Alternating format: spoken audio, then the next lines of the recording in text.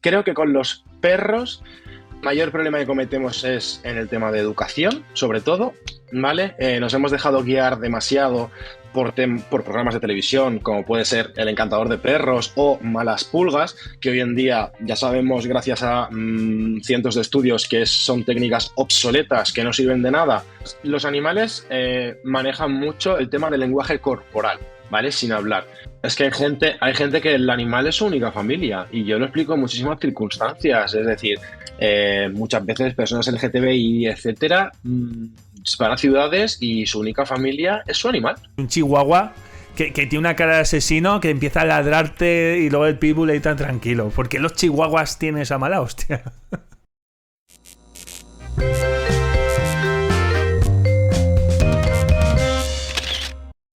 Hola, bienvenido al Fotomatón, a entrevista número 71. Y hoy tenemos a un veterinario. Él es Adrián Conde. ¿Qué tal? ¿Cómo estamos?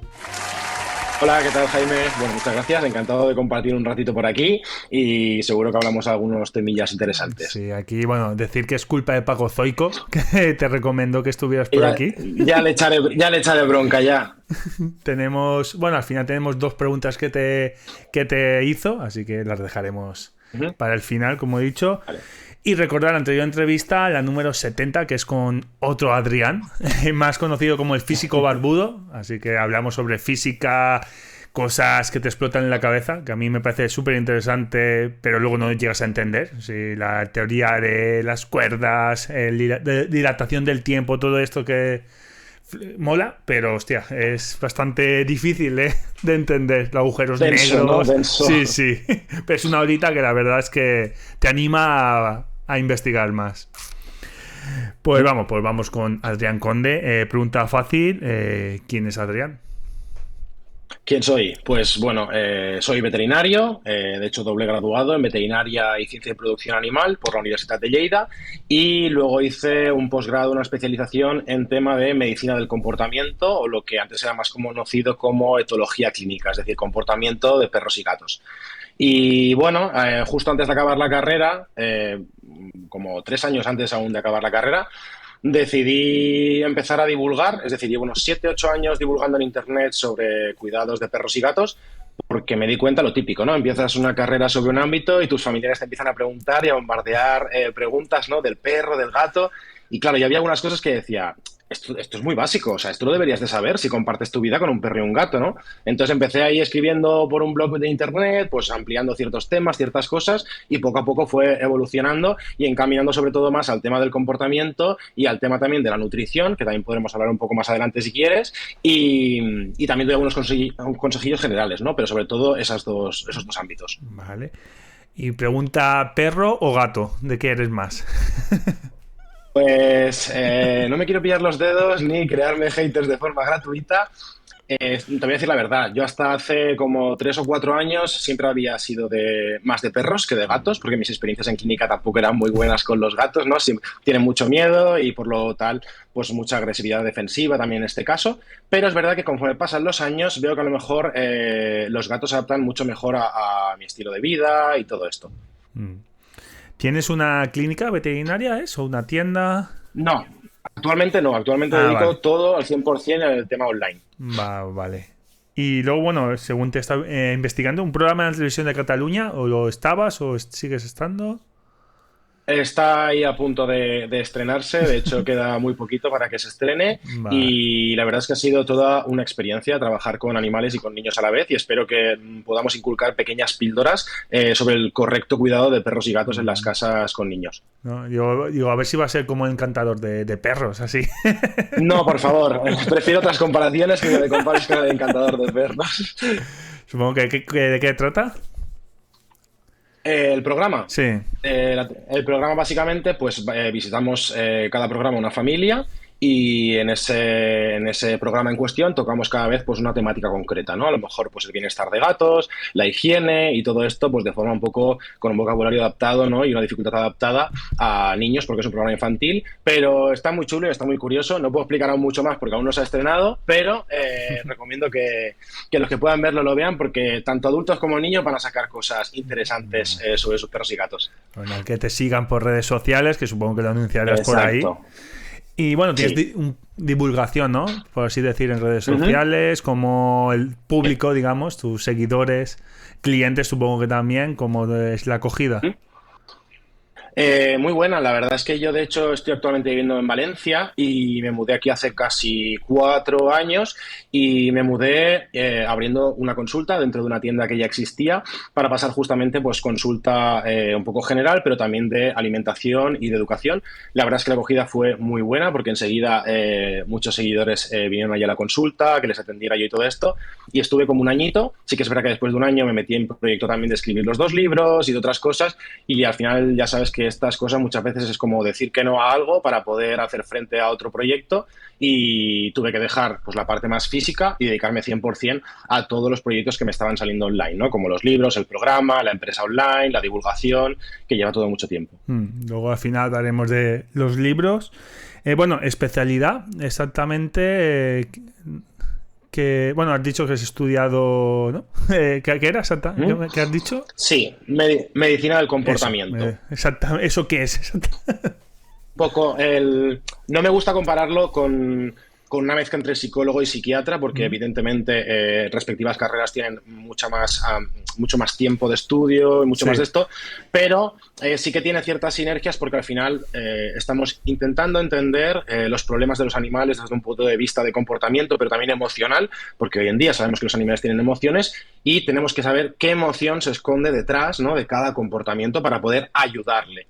Y al mismo tiempo, esa parte como más de médica, porque en muchas ocasiones hay problemas de conducta que precisan de medicación, además de la modificación de conducta pertinente, ¿vale? Es decir, si hay un animal que tiene muchísimo miedo o hay un animal con muchísima agresividad, inicialmente yo tengo que ayudarme muchas veces de una medicación, ¿no?, de psicofármacos, además de la modificación de conducta. Súper importante que las pastillas por sí solas no resuelven absolutamente nada, pero que sí que nos ayudan a manejar ciertas situaciones Mm. y sobre todo cuando hablamos temas de agresividad, por ejemplo, ¿no?, que estamos hablando de que puede ser un problema de salud pública, hay que trabajar eso desde el punto número uno, por el bienestar del resto de personas, de la familia y, por supuesto, del propio animal. Cuando son animales que tienen miedo, pánico, evidentemente necesitas algún tipo de ayuda para poderlos sacar un poco de esa situación y empezar a trabajar de forma correcta.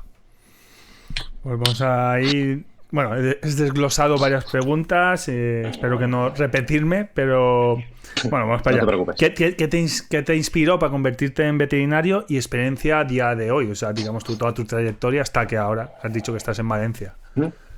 Sí, bueno, yo lo típico, ¿no? Como la mayoría de niños de pequeños, ¿no? Que te gustan los animales, quiero ser veterinario, pero bueno, conforme pasaban los años, eso como que no se iba de la cabeza y seguía ahí, seguía ahí.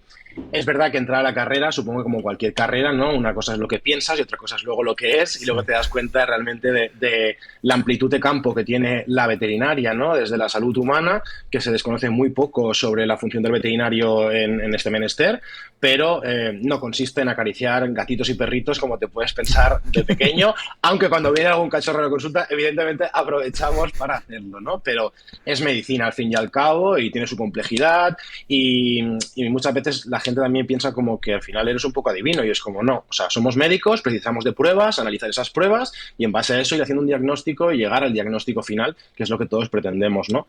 Entonces, bueno, desde pequeño había estado siempre con animales, cuando iba al pueblo me metía en las granjas y estaba todo el día con los animales, entonces, pues bueno, simplemente me dejé llevar un poco por aquello que sentía y tirar para adelante. Luego hay personas que dejan la carrera, Uh como en -huh. todas las carreras que suele pasar, que piensas una cosa y otro, pero sientes que está mal pagado o sea, mal valorado esta profesión. Sí, está muy mal pagada y muy mal valorada y la gente piensa justamente todo lo contrario porque como las personas y los tutores de los animales al final lo que ven es la factura final, ¿no?, de cuando vas al veterinario, que esto corresponde mucho también a que no somos conscientes de nuestro coste de la sanidad y de lo que gastamos cuando vamos al médico o hacemos uso del hospital o todo esto. Realmente hice un post hace poco justamente en Instagram sobre esto, ¿no?, un poco comparativa de 4 o 5 servicios así frecuentes y demostrando que la veterinaria era mucho más barata que lo que cuesta realmente nuestra sanidad, ¿no?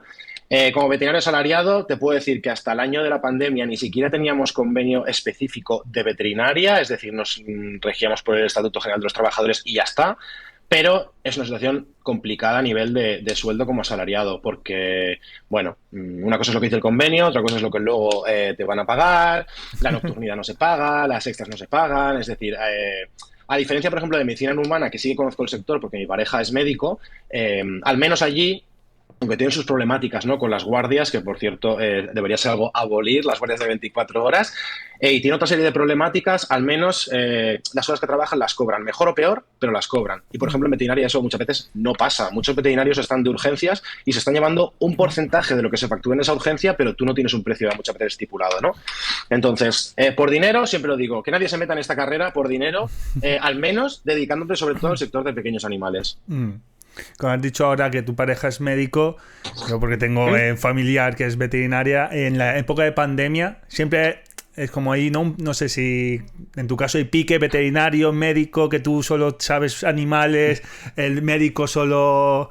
Yo, allí es lo que me dicen, siendo veterinaria puedes operar a una persona, pero siendo un médico no puedes operar. ¿Qué piensas?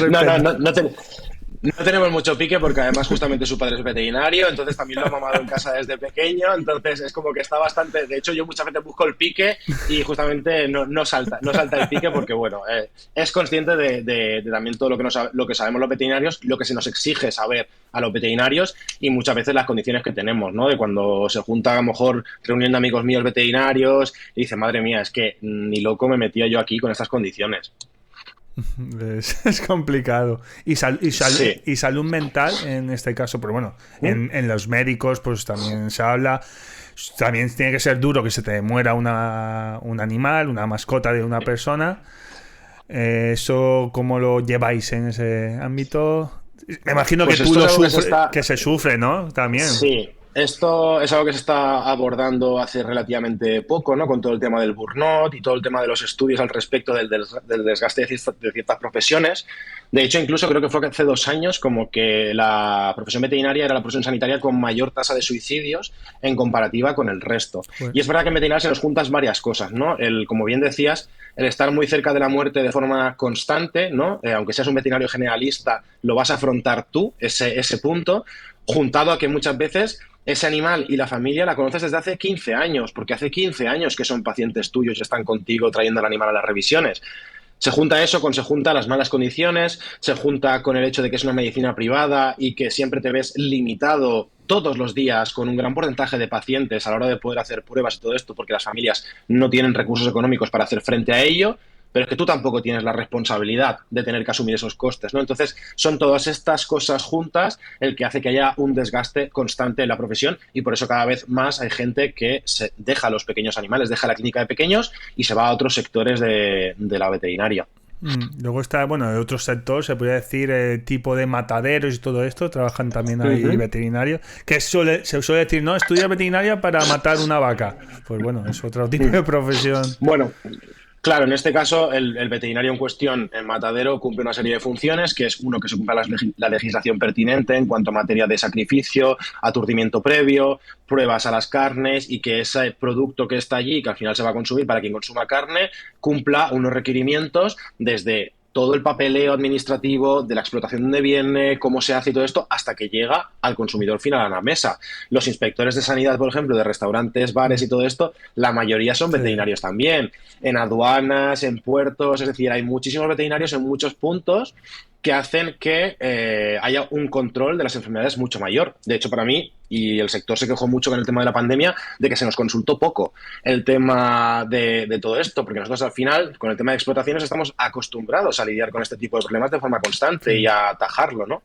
Entonces, sí, lo que pasa es que en este caso hay que darle más la visión de nosotros nos aseguramos de que el producto sea llegue saludable para el consumidor y que además lo estipulado por ley se cumpla en esos mataderos, en ese transporte del animal y en todo esto. Pues vamos a pasar a otro tema, cuidados básicos de mascotas, que es muy interesante. ¿Cuáles son los errores más comunes que cometen los dueños? Tú que habrás visto de todo, ¿no? Es que claro, es un tema como súper amplio, ¿no? Podríamos hablar de muchas cosas. Creo que con los perros mayor problema que cometemos es en el tema de educación, sobre todo, ¿vale? Nos hemos dejado guiar demasiado por programas de televisión, como puede ser El Encantador de Perros o Malas Pulgas, que hoy en día ya sabemos, gracias a cientos de estudios, que son técnicas obsoletas, que no sirven de nada, pero que además dificultan que tengas un vínculo correcto con tu animal y todo esto. Entonces, claro, al final la gente ha replicado esas cosas de la televisión en sus casas y lo que tiene son animales que realmente no tienen vínculo con ellos, sino que simplemente acatan unas órdenes por miedo a las consecuencias. Y creo que es lógico que ninguna relación puede funcionar en base al miedo, ni dos personas, ni una persona con un animal. Entonces diría como que en perros la mayor problemática es esta. Y en los gatos la mayor problemática es que el hecho de creer que son muy independientes y que van muy a la suya hace que no cubramos correctamente sus necesidades dentro de casa y al final pensemos que la mayoría de gatos están en un piso que no salen y es nuestra obligación intentar replicar en espacio tridimensional y en todas las cosas que tenemos en la casa el mayor enriquecimiento ambiental posible para que ese gato no tenga problemas de conducta ni problemas de salud. De hecho, en el tema de conductual de gatos, el 90% te diría casi que las consultas de comportamiento suelen venir por fallos de base en los puntos de bienestar felino que no se están cumpliendo, ¿no? Pueden parecer chorradas, pero por ejemplo, tengo dos gatos, tengo un arenero, tengo el rascador en un sitio donde el gato casi no pasa tiempo, nosotros nos pasamos tiempo, entonces evidentemente no voy a usar el rascador porque no está allí. Si solo tengo una bandeja de arena y tengo dos gatos y les obligo a utilizar la bandeja de arena, puede pasar que uno se empiece a mear en el sofá, se mee en la cama, etcétera, ¿no? Entonces, nos damos cuenta que en consulta de gatos, sobre todo, es por esto que te decía, porque no se cubren bien las bases y yo creo que es básicamente por eso, porque la gente dice como, son muy independientes, ellos apañan, ellos van a la suya y es como, ya, pero tú lo has metido dentro del piso, entonces es tu responsabilidad saber cómo cubrir correctamente las necesidades de la especie. Mm. Y consejos para alguien que quiera tener mascotas, lo típico de adoptar, comprar. ¿Tú de qué Ujú. quieres? O depende de lo que quieras, cada uno que haga lo que le dé la gana. Primer consejo, que se compre mis libros, porque no es publicidad, pero también, no, pero cuando escribí los libros los escribí un poco pensando en eso, ¿no? Una persona que cogiera un perro o un gato y es como, tengo idea de cuatro cosas, pero no mucho, ¿no? Entonces al final en cada libro toco una parte de salud, una parte de alimentación y una parte de educación, como para cubrir un poco las bases.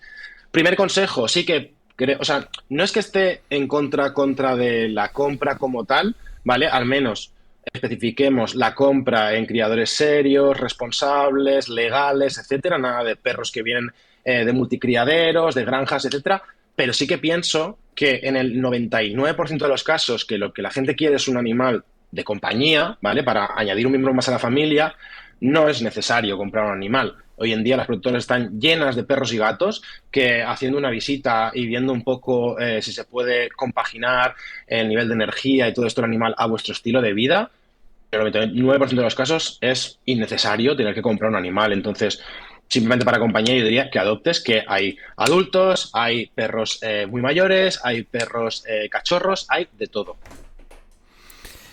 Y principales problemas de salud que ves en en las mascotas, es decir, en perros, en gatos, que suele ser lo más común que tiene la gente.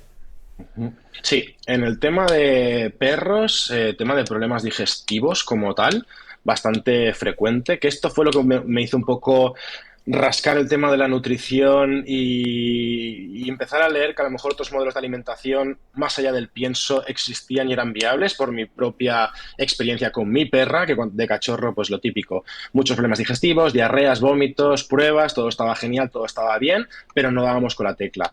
Y yo luego pasando consulta, pues me he dado cuenta de eso, de que se repite mucho esa historia del tema de los problemas digestivos, posibles reacciones adversas a los alimentos, que son mal llamadas alergias, pero no son alergias, ¿no? Pero bueno, pues tienen picores y todo este tipo de cosas. Entonces, eso en perros yo diría que es como lo más habitual.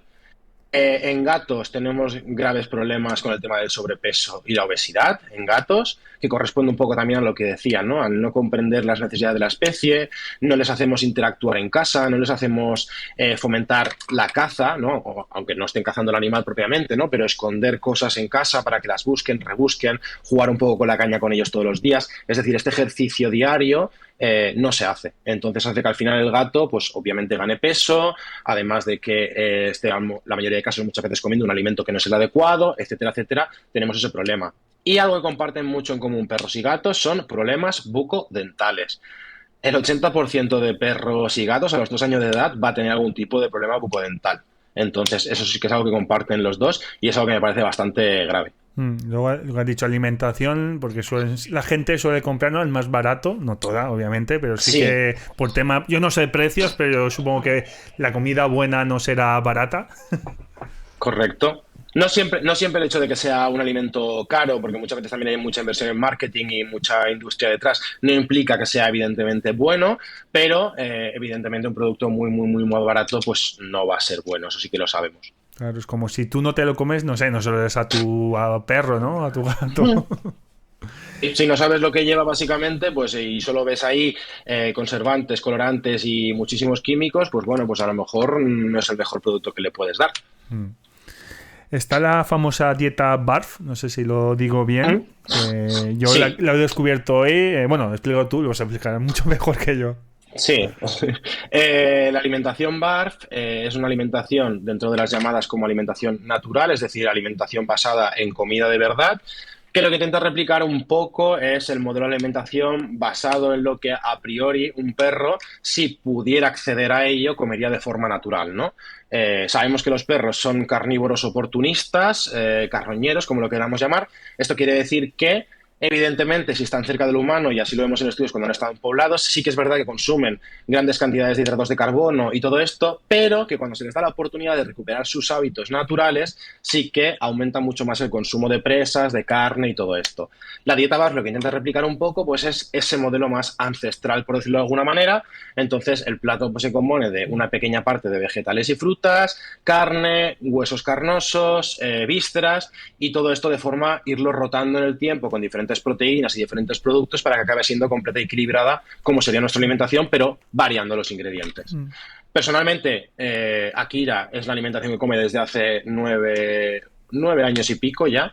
Fue lo que nos salvó en su momento los problemas digestivos y fue lo que me hizo también indagar un poco más el tema de la nutrición, ¿no? Y decir, wow, si a mi perra le arregla estos problemas, a lo mejor hay un montón de familias igual que con un cambio de alimentación se le solucionaría, ¿no? A partir de aquí abrimos el melón, ¿no? De las posibles variantes, como puede ser una alimentación cocinada, que también está muy bien, y todo esto. Sí que es verdad que a título personal y en mi experiencia, el pienso lo dejo para casos concretos, para situaciones concretas o para momentos concretos de la vida de los animales, pero no es algo que yo como profesional recomiende de forma asidua para toda la vida del animal. No, eso bueno, depende que como las personas, ¿no? Cada persona tiene, le sentará bien, le sentará mal, de un tipo de comida. Sí. E igualmente, aunque sí, o sea, es importante remarcar que yo siempre aconsejo que hagan, si van a hacer un cambio de alimentación de este tipo, que lo hagan de una mano de un veterinario, de un profesional, que se haga bien, que se plantee bien la dieta, lo que va a comer y todo esto. ¿Piensas que actualmente se mima demasiado a las mascotas? Lo típico que van en un Mm, carrito, el chihuahua, no sé qué. ¿O piensas que son animales realmente y tienen que vivir como tal? Sí, puedes darle mimitos, pero típico que le peinas. ¿Qué piensas? yo creo que hacemos un mal uso del término mimar o humanizar, que también está como muy de moda. Siempre el decir, no, es que estás humanizando al animal. Y muchas veces estas personas son quien más humanizan a los animales, otorgándole cosas que no hacen, ¿no? Por ejemplo, cuando el perro ha roto la basura y ha hurgado en la basura y tú te enfadas, ¿no? Y te pones así, te pones a gritar, ¿y qué has hecho? ¿Y qué has hecho? Y se te ponen las orejitas así para abajo, estás diciendo que ese animal es culpable y que se siente culpable y por eso te está poniendo esa cara de culpable cuando no es así, porque la culpabilidad viene desde un punto moral humano y para ellos rebuscar en la basura es algo totalmente normal y natural. Lo que le pasa a ese caso, en ese perro, es que tiene miedo porque tú estás enfadado. ¿Vale? Entonces, para mí, por ejemplo, eso es humanizar. Le estás otorgando al perro algo de culpabilidad que el perro no siente culpa. No, no te entiende, ¿no? El perro, si tú le dices las cosas, te... Correcto. No, no, es que quiero decir, además para el perro, justamente, por ejemplo, hurgar en la basura o comerse una caca por la calle es algo totalmente natural, intrínseco en su naturaleza. Entonces, no puede ver algo mal, primero porque la cuestión moral es humana, no animal, Sí. y segundo porque para él es algo totalmente natural, ¿no? A partir de aquí sí que podríamos hablar del tema de abrigos, carros y todo esto, que hay casos en los cuales va a ser necesario y casos en los cuales no va a ser necesario. Es decir, por ejemplo, un carrito. Yo tengo un perro senior, es decir, ya viejete, que no puede caminar muy bien porque tiene displasia, artrosis de cadera, etcétera, etcétera, ¿qué hago? ¿Lo dejo encerrado en casa? A lo mejor no lo puedes cargar todo el rato en brazos, pero para el perro sí que es estimulante salir, oler, ver, escuchar ciertas cosas de fuera, ¿no? Entonces, para mí, por ejemplo, en esos casos, me parece una buena opción que el perro vaya en el carro y se vaya enriqueciendo de todo el ambiente, ¿no? Tema de los abriguitos, igual, si el perro tiene frío, evidentemente, pues se le puede abrigar. Me parece una idiotez, evidentemente, abrigar a un animal que no tiene frío. Pero es que estamos hablando, por ejemplo, de perros tamaño que pesan 1 kilo, a lo mejor en sitios que hace mucho frío, evidentemente no son capaces de termorregular. Y evidentemente es obvio que no es un lobo, ni se le parece, ni tiene el pelaje, ni. ¿No? Es como han evolucionado también físicamente, no tanto en genética, pero sí sobre todo en el fenotipo, en lo que vemos, han evolucionado muchísimo. Entonces, es como un poco llamar al sentido común, que aunque a veces es como el sentido que más falta, ¿no? Pero un poco de sentido común, es decir, si tu perro tirita, tiene frío, no quiere salir a la calle, evidentemente algo tienes que hacer, ¿no? Pues se le puede poner un abrigo que sea cómodo, que no le incomode, etcétera, y ya está. Y lo que he dicho antes, si tú le hablas al animal, te ¿Mm? entiende. Es decir, no, es que yo le hablo a mi perro, a mi gato y me entiende. O son por sonidos o por gestos. O sea, los animales manejan mucho el tema del lenguaje corporal, ¿vale? Sin hablar. De hecho, para ellos es como, les cuesta mucho entendernos porque nosotros muchas veces con nuestra actitud decimos una cosa, con nuestro lenguaje corporal, y con el verbal decimos otras. Por ejemplo, un ejemplo muy rápido. En un lenguaje canino de perros, el inclinarse hacia adelante es como muy invasivo y muy ofensivo. Y en cambio nosotros muchas veces estamos diciendo, ¡ay, qué bonito eres! ¿No? Entonces, como con el lenguaje corporal estamos diciendo, soy un poco amenazante, pero con nuestro tono de voz somos conciliadores. Entonces, es complicado muchas veces para ellos entendernos, al final se acaban adaptando. Entonces, muchas veces sí que no se entienden muchas cosas a raíz de la repetición, ¿no? Y se crea condicionamiento, lo típico que habréis visto, vídeos por internet, de si digo la palabra calle, el perro sabe O perfectamente lo que sea, quiere decir. se vuelven locos. Claro, ¿por qué? Porque cada vez que vas a ir a la calle le he dicho, vamos a la calle. Entonces, al final, por repetición, que hay un refuerzo positivo en este caso, el perro ha aprendido que calle quiere decir eso, ¿no? O comida, o ven aquí, o cualquier otra cosa. Al final son por reforzadores de que se van repitiendo. Pero en sí como tal, sobre todo es más el tono que utilizamos y nuestro lenguaje corporal. El tema vacunas, supongo que también habrá gente de todo tipo de vacuna a los animales, habrá Ujú. gente en contra. ¿Tú o sea, qué opinión tienes al respecto de las vacunas? Las vacunas, la opinión de base así resumida, son verdaderamente importantes porque muchas de ellas nos previenen enfermedades que no tienen cura para nuestros animales, ¿vale? Y o sea, el único manejo que tenemos actualmente es la prevención mediante la vacunación. A partir de aquí, evidentemente, lo que hay que tener en cuenta es que las vacunas crean una inmunidad durante un tiempo determinado. Ese tiempo puede ser 1 año, 2, 3, 4. Lo correcto, correcto, correctísimo sería acudir cada año al veterinario para hacer un test de anticuerpos y que nos mida la inmunidad que tiene el animal. Eso sería lo correcto y necesario. Ahora, explicarle muchas veces a la señora Pepita que tiene que hacer un test de anticuerpos y que si los anticuerpos no dan lo que tienen que dar, además hay que vacunar y todo esto hay que irlo pagando, pues mucha gente prefiere directamente revacunar, perdón, de forma anual y ya está. Pero vacunas sí, sobre todo cuando empezamos el calendario vacunal de cachorro hasta el primer año de vida, porque estamos ahí creando toda la inmunidad del animal, y a partir de ahí, evidentemente sí, pero como te digo, lo correcto sería medir los anticuerpos de los animales antes de volver a reaplicar vacunas. Pero si no lo vas a hacer, pues revacunación. Y bueno, habrá gente, ahí dice, esto te hablo ya de sin saber, si ¿Mm? los perros nunca se han vacunado, ¿por qué se tienen que vacunar actualmente? O sea, hace 2, 3 siglos o incluso un siglo, porque ahora se vacunan y antes. Supongo que la edad se morirían mucho antes, ¿no? Claro, la esperanza de vida de perros y gatos ha aumentado muchísimo, entre otras cosas por los avances en medicina veterinaria, desde luego. De hecho, ahora, por ejemplo, estamos empezando a ver un gran número de animales con lo que sería parecido al Alzheimer en personas, para que nos entendamos, cosa que antes no estábamos viendo porque evidentemente su esperanza de vida era menor. Entonces, al aumentar la esperanza de vida empiezan a aparecer una serie de problemas que antes no veíamos, ¿no? Evidentemente, conforme pasan los años, al igual que las personas, las enfermedades van evolucionando, van apareciendo de nuevas y la que era grave antes deja de serlo porque tenemos una cura a la misma y progresivamente. Entonces, es necesario, cuando sobre todo estaba hablando de enfermedades que no tienen tratamiento, recurrir a la prevención, que es la única medida que nosotros disponemos para hacer frente a ello, que realmente es el animal el que está haciendo frente a la enfermedad con sus anticuerpos, ¿no? Pero es la única medida de protección.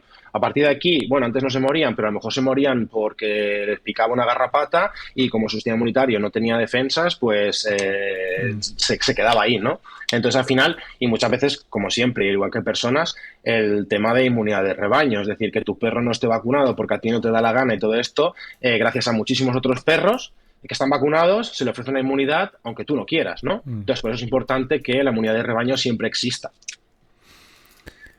Vamos a hablar del bienestar, bueno, de la ley de bienestar. Actualmente, no sé si está ahora parado, cómo está.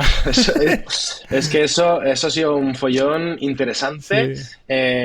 porque de lo que empezó a lo que ha sido y luego sigue faltando el reglamento, que es que sin el reglamento de aplicación lo demás es papel mojado, sinceramente.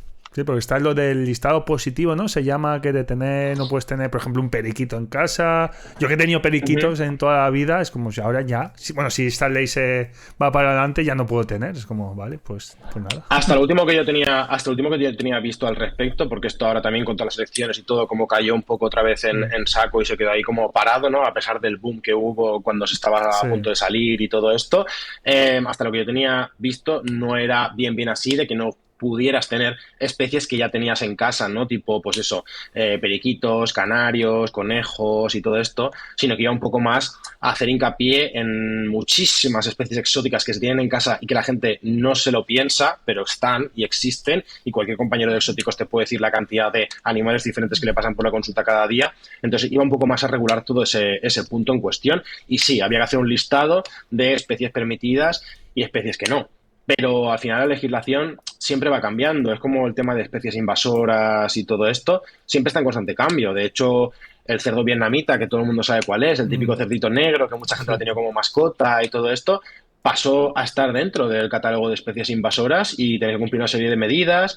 Entonces, quiere decir, al final, todo esto siempre va evolucionando. Entonces, siempre que acudan a su veterinario para comentar, porque él siempre sabrá y estará actualizado en su campo en concreto. Porque hay ciertos animales, ¿no? Lo que no se puede tener. Yo qué sé, por ejemplo, bueno, una serpiente se puede tener legalmente. Sí, sí que se pueden tener, algunas sí, algunas no. Sí. Las que son venenosas no se pueden tener en teoría, algunas sí que estaban más aceptadas. Entonces, hasta que no salga este catálogo o listado positivo de animales permitidos o no, ya te digo que es un poco hablar por hablar.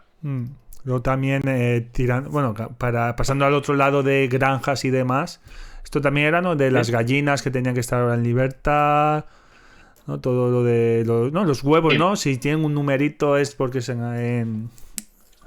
en función del número te indica un poco el método de crianza, ¿no? Cero si es ecológico, y contra más número, pues al final el 4 creo recordar de memoria, que es el último, o el 3 que son gallinas enjauladas. Es cierto que al haber un creciente sentimiento o empatía por el tema animal, la legislación y las leyes van cambiando al respecto. Yo cuando entré a la carrera, de hecho, creo que aún no estaba implantada una nueva normativa que se puso sobre el tema del tema de granjas de cerdos, que luego se cambió para que las cerdas que están gestantes no estuvieran siempre en la paridera y estuvieran en parques con otras cerdas durante la gestación.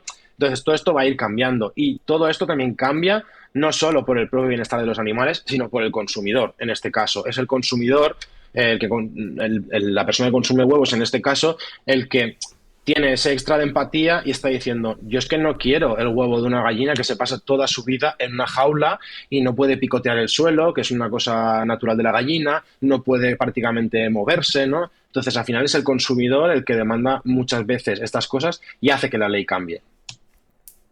Pues ya veremos, a ver. Ahora mismo está en stand-by, ¿no? No se sabe. Sí, está todo ahí un poco que salió, pero hasta que no esté el reglamento no se sabe la aplicación de las cosas. Igual que se comentó también mucho el tema de posibles cambios con los perros potencialmente peligrosos y todo esto, que yo tengo un perro potencialmente peligroso. Esto lo mismo, ¿no? Es como ha habido mucho bulo, muchas nubes, mucha bomba de humo, No pero se al final sabe. esto seguramente no va a salir adelante, hasta que no salga el reglamento no sabemos si se van a incluir ciertas cosas o no. Entonces, al final yo, cuando estaba todo el boom prácticamente luchaba más contra la desinformación que contra dar Claro. información, ¿no? Ahora que has dicho de perro potencialmente peligroso, que me hace gracia, por así decirlo. Ves un, no sé, un pitbull y luego ves un chihuahua que tiene una cara de asesino que empieza a ladrarte y luego el pitbull ahí tan tranquilo. ¿Por qué los chihuahuas tienen esa mala hostia? Pues tienes a mala hostia por culpa nuestra, básicamente. Y yo también rompo una lanza a favor de los perros pequeños, porque son perros muy maltratados, sin ser conscientes sus familias de lo que están haciendo. Pero piensa al final que, uno, ellos viven en un mundo de gigantes, es decir, todo es enormemente grande para ellos. Y además, claro, ante el miedo tienes diferentes estrategias: el ataque, la huida o la congelación. La mayoría de casos, huir, que sería su estrategia principal, no la pueden hacer porque o están cogidos o están arrinconados. Entonces, muchas veces lo que hacen es directamente pasar a la confrontación. También muchas veces porque el perro está dando un lenguaje de que no le gusta lo que le estás haciendo y de incomodidad, y tú no le haces caso hasta que no te gruñe o hasta que no te lanza la boca. Entonces, al final el perro entiende, bueno, es que a este, hasta que no le lanzo un bocado o le gruño, no para. Entonces, yo ahí sí que rompo una lanza. Es un poco el tema de la ley actual, al menos la que tenemos ahora de perros potencialmente peligrosos, es un poco un sinsentido y tiene poco sustento científico detrás como tal. Es decir, no hay razas que tengan un clic en la cabeza, ni que tengan un gen de la agresividad, ni nada de esto. Sí que evidentemente hay más que razas, diríamos, tamaños de perros que evidentemente, en caso de un mordisco, las secuelas van a ser muchísimo más graves. Evidentemente, un chihuahua te puede matar, pues sí, pues hijo, si a lo mejor te dan un vaso en concreto Sí. y te desan... Pero entendemos, ¿no? Pero sí que es verdad que a lo mejor perros a partir de 15, 20 kilos, la mayoría tienen una fuerza en la boca y una envergadura como para realmente poderte hacer muchísimo daño, ¿no? Entonces, eso es lo que se estaba intentando un poco cambiar, que fuera más una cuestión de físico como tal, pero no de raza, ¿sabes? Sino de tamaño del animal, lo cual al menos tiene más sentido desde un punto de vista físico y desde un punto de vista de potencial daño al humano, ¿no? Pero aún así, evidentemente, sabemos, y esto sí que lo sabemos, que lo fundamental en un animal es el tipo de educación que se le da. Y sobre todo lo que te decía, no una educación basada en el miedo, ni en el sometimiento, ni todo esto. Una correcta educación basada en la ciencia y en positivo va a hacer, pues eso, perros mucho más estables. Vamos a pasar ahora a la vinculación entre su humano y mascotas, que bueno, lo típico que personas con enfermedades, pues paseo en caballos, ¿qué vinculación existe entre humanos ¿Mm? y los animales? Pues la verdad es que cada vez se están haciendo más estudios, ¿no?, al respecto de cómo ayudan, por decirlo de alguna manera, los animales a las personas en muchísimos aspectos. Sí que es verdad que a lo mejor los más conocidos, ¿no?, son personas que hacen eso, equinoterapia y cosas así, pero en otros países, incluso, por ejemplo, a la hora de declarar en juicios o cosas así, tienen perros de apoyo que les ayudan a testificar, les ayudan a sentirse mucho más seguros y seguras a la hora de hacer el testimonio. Hay perros en hospitales, que de hecho uno de los capítulos del programa que hemos grabado va sobre esto, y de cómo ayudan a los niños en su rehabilitación allí, en vivir el día a día en el hospital de otra manera. A mí, yo, aunque esto se está estudiando, pero siempre o sea, lo describo como algo, cuando lo ves, es como algo que parece como magia. Eh, o sea, porque es un cambio como muy sustancial. De decir, wow, o sea, le pones a este perro parado para terapia a este niño, esta rehabilitación en el hospital, y es que le cambia la cara, le cambia el estado de ánimo, le cambia la forma como está afrontando el día a día allí. Y dices, es que esto, si no es magia, ¿qué es? ¿No? O sea, es como una cosa que se siente ahí en el ambiente cuando estás muy bonita. Y lo que sí que es verdad, a nivel un poco más de vínculo de forma individual con nuestros animales en casa y todo esto, sí que es verdad que se han intentado replicar estudios, por ejemplo, del tipo de vínculo que tienen madres y niños y padres y niños con los tutores y los animales, y sí que han dado resultados parecidos. Es decir, sí que se llega a crear una conexión tipo un poco familiar en este caso. Mm. Digo, gente, sobre todo gente que vive sola, ¿no? Gente mayor que le regalas un perrito y ya le obligan a salir de casa. Es que hay gente que el animal es su única familia, y yo lo explico en muchísimas circunstancias. Es decir, muchas veces personas LGTBI, etcétera, van a ciudades y su única familia es su animal. Es que no tienen a nadie más. Mm. Entonces, ¿Cómo le puedes estar diciendo a esa persona que no quiera a su animal de determinada manera o de esta otra, o es que te pasas o no te pasas, cuando es su día a día, el único ser vivo con el que comparte tiempo y espacio y el que está ahí todos los días, ¿no? Entonces, para muchas personas, aparte de lo que decías, ¿no? Gente mayor, etcétera, pues al final los cuidados, incluso para los niños muchas veces, siendo responsables evidentemente con el de esto, también es como un ser vivo al que cuidar y del que tenerse que encargar y dedicarse. Entonces, las situaciones son muy, muy, muy, muy variopintas, pero desde eso que decíamos, desde que sea tu única familia. Mm. También pasa de eso, pues, sobre todo los niños, lo que dices en los hospitales, la verdad es que es hacer compañía.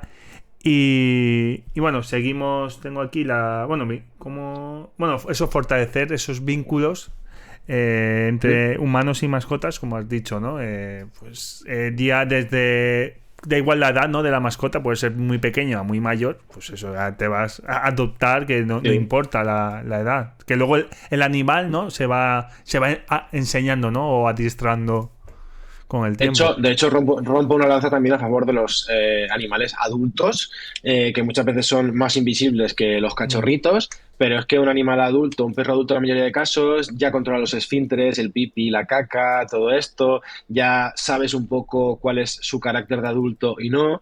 Un cachorro está muy guay, es muy bonito, pero lleva mucho, mucho, mucho, mucho, Mm. mucho Que trabajo puedes día a pensar, día.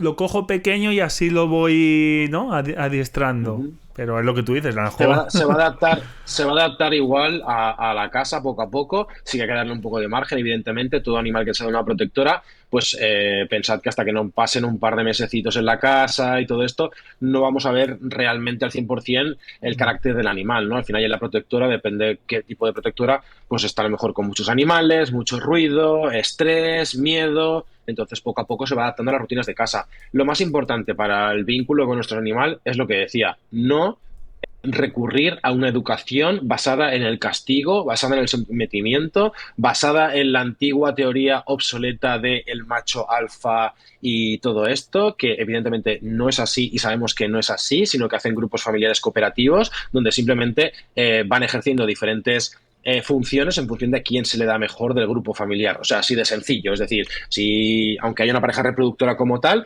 pero el resto cooperan, porque al final en la naturaleza hay que cooperar para subsistir y sobre todo cuando eres un animal social, ¿no? Entonces, fuera el de esto de poner al perro en el suelo, darle toquecitos como si fuera su madre, ni collares de castigo ni nada de esto, porque todo esto lo que va a hacer es debilitar el vínculo o ni siquiera llegar a crearlo y empeorarlo. Mm. Y a partir de ahí, solo con eso y ya dedicándole tiempo a paseos de calidad, que el perro pueda oler tranquilamente, porque es su principal estímulo en la calle, nada de tirones de la correa ni cosas de estas. Le vas a ir poniendo comida todos los días, vas a estar jugando con él. Todas esas cosas ya van a ir creando vínculo y si encima quitas todo el tema del castigo y todo esto, Mm. está. Por ejemplo, se hace caca en la casa o se mea, que Ujú. cómo se debería de actuar. No gritándole, Bueno, ¿no? pues Obviamente. lo primero pensar, qué edad tiene el animal. Porque quiero decir, yo cuando muchas veces esto a los clientes se lo explico de tal manera de cuánto tardaste tú en dejar el pañal. ¿Fue de la noche a la mañana? ¿Tardaste una semana, 2 semanas? No, tardaste meses, ¿no? En aprender a dejar el pañal y controlar tú solito el lavabo y todo esto. Bueno, pues los perros tampoco es cuestión de un chasquido de dedos. Y la gente quiere que el perro a las 2 semanas de estar en casa no se haga un pipi en ningún sitio que no sea en la calle y no se haga... no, entonces esto no funciona así. Lo que sí que vamos a hacer es, cuando estamos en casa, por ejemplo, podemos estirar una zona de la casa para que haga sus necesidades, ponemos periódico o lo que queramos, y entonces saber que, por ejemplo, un perro, después de comer, dormir, jugar o excitarse, va a querer hacer necesidades. Entonces, es el momento para llevarlo al sitio donde nosotros queremos que lo haga y le damos un premio cuando lo haga, ¿vale? Lo otro, simplemente entender que es un cachorro que se va a mear y cagar, lo recogemos y ya está. Y premiaremos donde queremos que lo haga, bien en el sitio o bien poco a poco en los paseos en la Mm. calle. Entonces, se trata un poco más de ignorar en este caso esa caca que ha hecho fuera del sitio, que es normal porque él no entiende que hay un sitio para hacer las cacas desde un punto de vista canino y además no controlamos los esfínteres y vamos a premiar, vamos a hacer un refuerzo positivo donde sí queremos, ¿no? Y al final es como lo que hablábamos antes, a base de repetición y de que yo sé que hay algo rico cuando hago los pipis y las cacas aquí, lo voy a hacer aquí. Es como premiar el acierto y corregir el fallo. Ujú. El vínculo lo que eso es eso. Bueno, lo que dice la gente, ya te digo, yo de un periquito no he tenido más mascota, pero le quiero a mi perro, a mi gato, o cualquier mascota, como si fuera un hijo. Luego está el otro lado que dice, ¿cómo vas a querer a un animal más que a una persona? Ese... Mi pregunta siempre es la misma. El que dice, ¿cómo vas a decir que le quieres como a un hijo o que le quieres como ¿En qué te molesta a ti? ¿Y qué te molesta que esa persona diga que lo siente como un hijo? ¿En qué te molesta? Si no te molesta en absolutamente nada. No te afecta a tu vida, no te afecta a absolutamente nada. Pues déjalo. Evidentemente, como hablábamos antes, hay animales que son el único miembro de la familia de esa persona. ¿Cómo le vas a decir tú a esa persona cómo crea ese animal? ¿No? Entonces, quiero decir, mi respuesta siempre es la misma, es que ni siquiera entro en este tipo de debates porque me parecen absurdos, ¿no? Es como, si es que a ti no te molestan absolutamente nada, ¿por qué tienes que opinar de cómo quiere alguien a su perro o a su gato? Es así de sencillo. No te afecta para nada. Claro, ¿tú eres consciente de lo que necesita tu perro y tu gato para ser feliz? ¿Cubres sus necesidades como especie, como toca? A mí que lo quieras como hijo me parece estupendo y maravilloso. Seguramente eso implica que te vas a preocupar mucho por sus cuidados. Y pasamos ahora al otro lado, el abandono. Que no sé la gente cómo puede llegar a abandonar. Lo típico, no, regalito de Navidad, un cachorro, ya bueno, al año, a los 2 años ya se hace mayor. Joder, me parece eso, lo dejan lo típico atado, incluso lo llegan a matar, que dices, joder, sí. Entonces no has querido. Es un tema. Es un capricho. Es un tema muy, muy, muy complejo porque en España no mejoramos las cifras de abandono año tras año, es decir, no hay una conciencia de la gente real de la problemática. De hecho, con todo este tema de la ley de bienestar, que quería instaurar un pequeño curso para que la gente lo hiciera antes de tener un perro y tal, que iba a ser totalmente gratuito, tal. Bueno, se metió todo el mundo encima. Me parecía lo más lógico del mundo, porque si supiera realmente lo que conlleva tener un perro y un gato, mucha gente no lo tendría.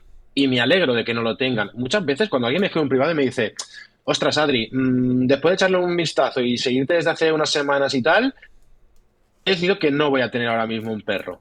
Que me he dado cuenta de realmente lo que implica. O no voy a tener un gato porque me he dado cuenta de realmente lo que implica y creo que no se lo voy a poder dar ahora mismo. Y yo me alegro y me pongo súper feliz. Porque si no, al final es carne de cañón de acabar eso, en un abandono. Y que de los 2, 3 años te canses y lo abandones. Y hay que ser conscientes, y yo siempre lo digo, prefiero como dar la versión negativa o la visión negativa, no todo lo bonito que sabemos de compartir vida con un animal, pero la visión negativa de que sí, de que condiciona tu vida y que sobre todo un perro la condiciona mucho.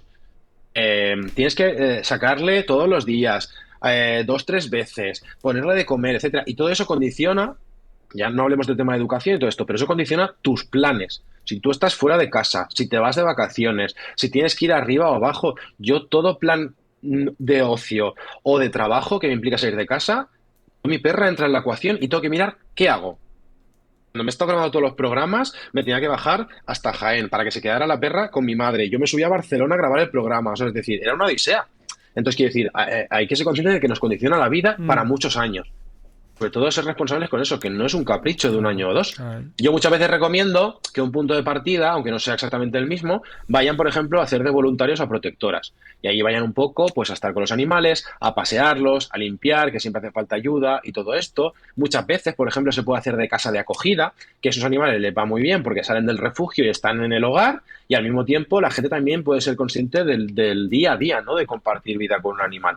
Entonces, pero las cifras son de que al año en España se recogen por protectoras más de 288.000 perros y gatos al año en España. Esto solo es una pequeña parte de las protectoras que entran en el estudio. Imagínate los que recogen particulares y el resto de protectoras. O sea, son cifras bastante importantes. Claro, en mi caso yo no tengo porque es lo que te dices. A mí me condiciona, pues si tuviera un perro es por la mañana sácalo. Luego llegas tarde de trabajar, pues tienes que estar pensando en el perro. Si te quieres quedar de cervezas con los colegas, pues no, que tal. Y un gato, pues no es lo mismo, pero también tienes que estar. No es como tengo el gato y me olvido. No, también tienes que estar. Sí, totalmente. Es como si no puedes llegar a tenerlo, es el que tú dices, ¿ese curso al final se hace o no se hace? Sí, en teoría se va a hacer y en teoría va a ser online de forma gratuita, pero hasta que no salga el reglamento vale. no sabemos. Que esto también más. Es verdad, es como hace un curso para tener perro, gato, demás y para tener un hijo no, que también los padres, alguno debería de hacerlo, ¿eh? Más de uno seguro.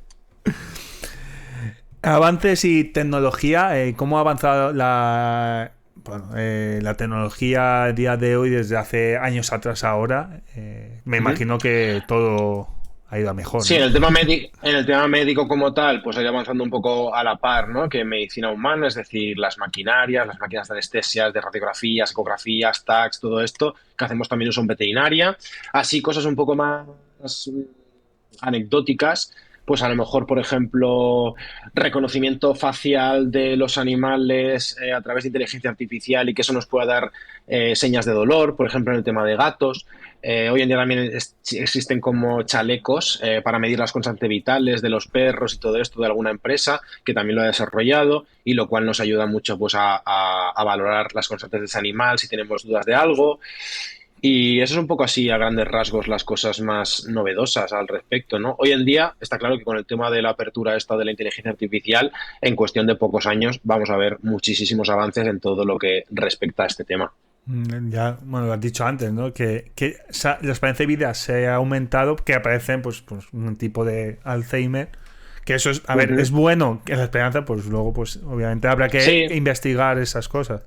correcto, Antes correcto. no sé cuánto es la esperanza de vida de media de un perro, pero no sé si antes dura 5 años, Pues ahora te dura, ¿no? Depende de la raza. depende de la raza, las razas grandes suelen vivir un poquito menos, ¿no?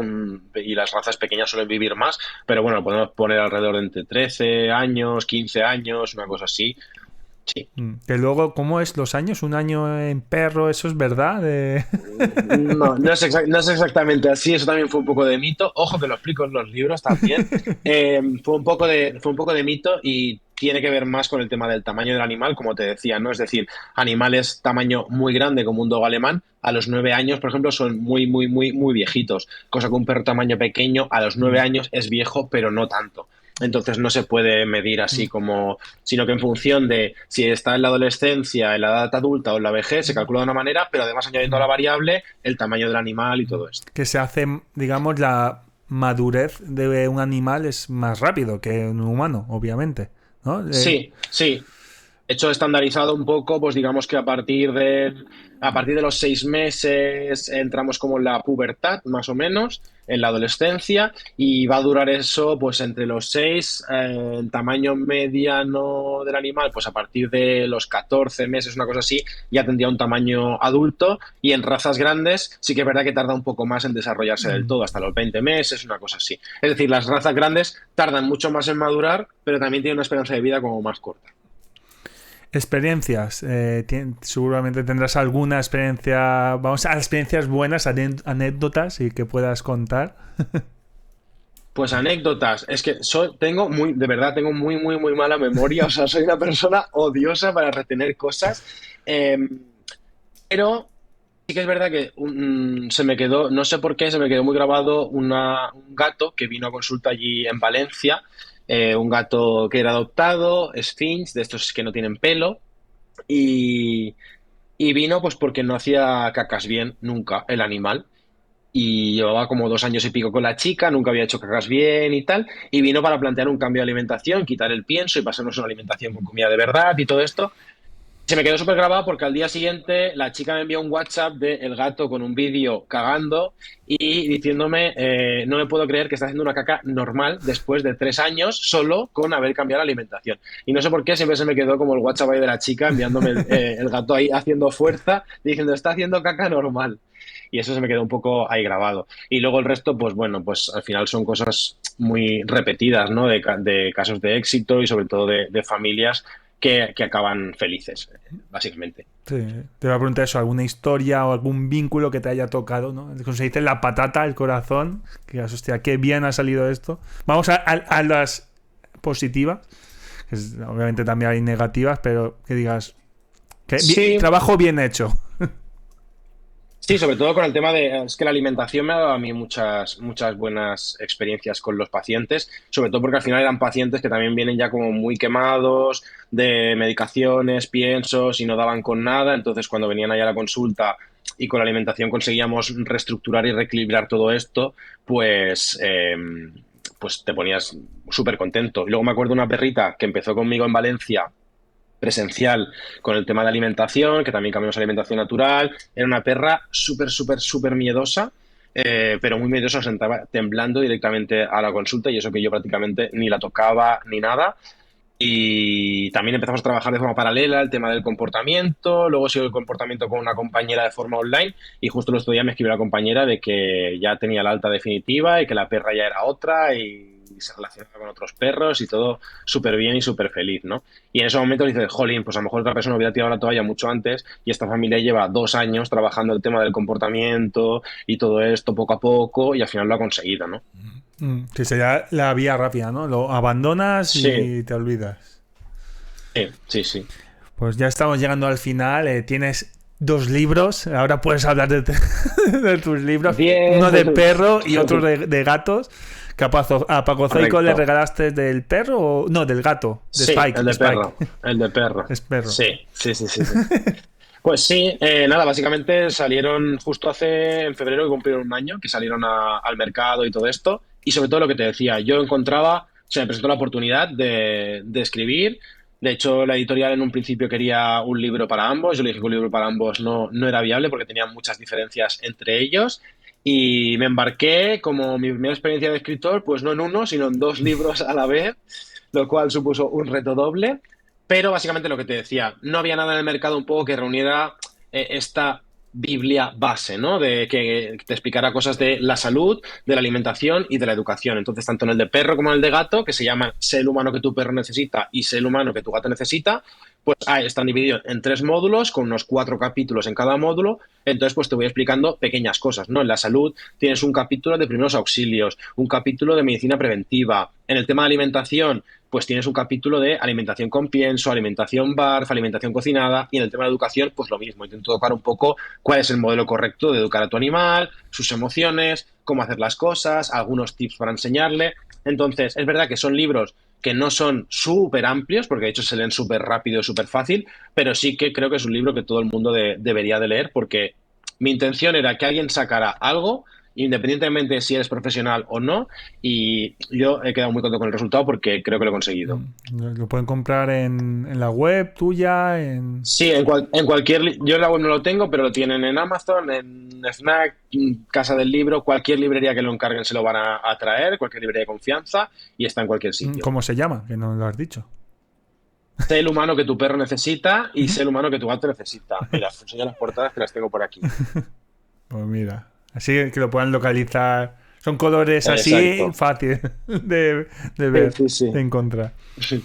Bueno, pues por mi parte hemos terminado la entrevista. La verdad es que es muy gratificante hablar. Ya tío, yo no tengo mascota. Quizás en un futuro, pero a día de hoy pues no me lo puedo permitir. Porque mi vida día a día pues es como... No me gusta estar fuera y decir, hostia, tengo que pasear. O sea, es como se dice, un hijo. Así que a día de hoy nada. Pero bueno, antes de irnos nos quedan las preguntas que hizo Paco Zoico, que quien no lo conozca es un divulgador en modo rápido de dinosaurios, que tiene su canal de YouTube, de huesos fósiles, y te hizo 2 preguntas, aunque bueno, la primera es... Y sobre preguntas, también, por supuesto, le preguntaría de dónde le viene la vocación para dedicarse a la veterinaria. A mí me gustó mucho la veterinaria también como crío, pero no podía hacer las 2 cosas, o al menos me decían que no podía hacer las 2 cosas, y también estaba el hecho de que yo veo un animalito enfermo y sufro yo con él.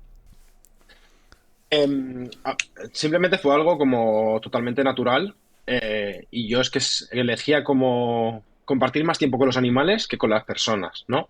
Entonces vi que a lo mejor tenía algo que ofrecer y dije, pues ¿por qué no curarles y cuidarles?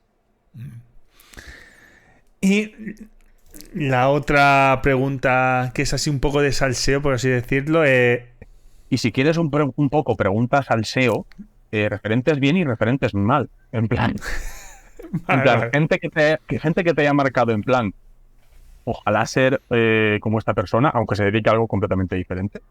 Y también cosas que hayas visto, profesionales, maneras de trabajar o algo, que desde que eras estudiante o algo hayas dicho, quiero alejarme completamente de esto. No tengo nada que ver, no quiero tener nada que ver.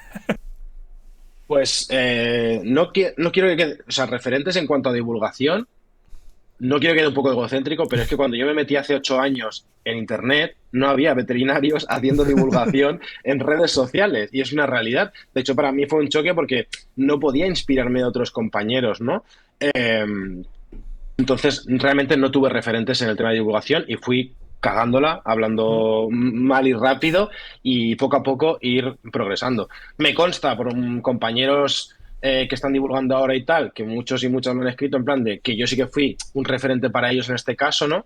Entonces, bueno, pues me pondré la medalla en este caso, porque es que abrí yo la veda. Por ejemplo, Paco Zoic sí que fue para mí un referente, sobre todo en el tema de tomarme en serio lo del deporte en su momento y todo esto. Y él para mí, por ejemplo, sí que fue un referente. Que le damos un saludo, si seguro que Un verá. saludito. Y bueno, ahí son las dos preguntas así breves que ha hecho. Y ahora te toca a ti, próximo invitado que te gustaría que se pasase por el fotomatón. Y dos preguntas le harías, una formal y otra de salseo. Ay, mira, mira, voy a decir, me encantaría que se pasara Juan de la psicologuería. Vale. ¿Vale? Es mi ex psicólogo, pero también es divulgador y la verdad es que, aparte que me ayuda a nivel personal, creo que hace un contenido muy chulo. Acaba de sacar también un libro muy guay. Y las dos preguntas que le preguntaría sería, uno, ¿en qué momento decidió que su propósito era escuchar y acompañar a otras personas? ¿Vale? Y que si tuviera que dar un único consejo vital a alguien, base a su aprendizaje y todo esto, ¿cuál sería? Vale, pues ahí queda. Ya me pondré en contacto, me pasas tú, o le Sí, cuentas, le luego te paso animas el... que se pase por aquí. Pues ya, tío, pues así ha sido la entrevista con Adrián. La verdad es que, vuelvo a repetir, mil gracias por estar aquí. Ha sido... Espero que a la gente le haya servido de ayuda y si quiere ampliar información, pues que compre tus libros. Que vaya... Gracias, Jaime. Y bueno, siempre dejo un minutito redes sociales donde pueden encontrarte, un poquito ahí de publicidad. Así que adelante. Nada, me pueden encontrar en mis redes sociales como adrianconde.bet y allí pues tanto Instagram como TikTok, como por Twitter también ahora estoy dando un poco de cañita con algunas cosas y por ahí pueden encontrar el mayor de contenido. Y luego si necesitan ya servicios más concretos de ayuda con el tema de comportamiento y nutrición, pues mundoanimaloide.com, que también es mío, y allí les puedo echar un cable de forma individualizada. Muy bien, pues ahí queda, pues ya está. Ahora sí, que ya hemos terminado. Pero la despedida siempre la dejo al invitado. ¿Qué le dirías a los oyentes de este podcast como un mensaje? ¿Qué mensaje te gustaría transmitirle para ellos para ya terminar? Con tus palabras ya cerramos, que sí, que sí. Sí que sí, el podcast. Que si no tienen animales, que se lo piensen muy mucho antes de cogerlos, que son para muchos años y una responsabilidad muy grande, pero que si deciden tenerlos, va a ser una de las experiencias más gratificantes que van a tener en la vida.